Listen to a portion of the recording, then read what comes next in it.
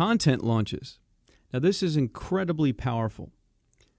You may have heard of product launches before, which are orchestrated campaigns where a lot of marketing is done on like a specific day to kind of get the mass shock and awe effect of having all these promotions land at the same time for releasing a product to the market.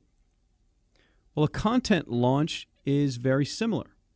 It's orchestrating a campaign to have content get the biggest bang for the buck, so to speak, when it gets released and published for the first time.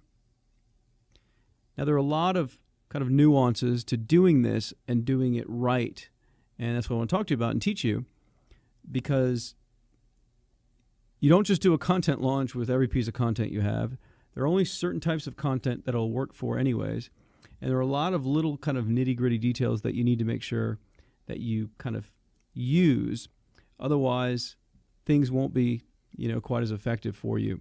But why do content launches? Well, it's simple. It's to get a lot more traffic and a lot more exposure and hopefully a lot more links. So it's a lot like taking link bait and putting together this kind of master marketing plan to really get a lot of people to see it and vote on it and bookmark it and to do a lot of these different things on the internet so it can get mass traction and get mass links.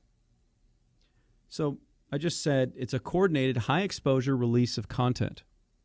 That's what it is. You pick a specific date and you do certain things to get a bunch of things in motion that are going to give it the most exposure when it releases. The content needs to be fantastic and very link-worthy. It needs to be high-quality content, and it needs to be good link bait. It needs to have really good value, be something that, a lot of people see value in and would want to recommend to their own blog readers if they have their own blog.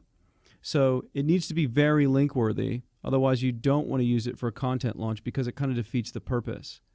So it needs to be really, really good. Like if you come up with a concept for something that you think is going to make some really good link bait, and by the way, this is kind of outside the scope of interviews. You kind of don't want to use interview-style link bait content for this stuff.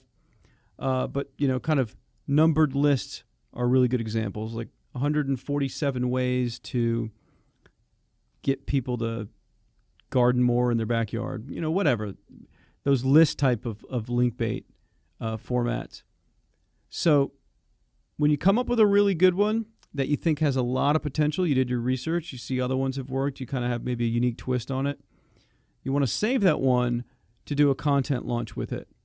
Now, you typically don't want to do more than one content launch process a month, sometimes maybe every 2 months, because you really want to save things and so you can get the maximum effect from it. You don't want to saturate things because if you're trying to do content launches all the time, it's just not going to work.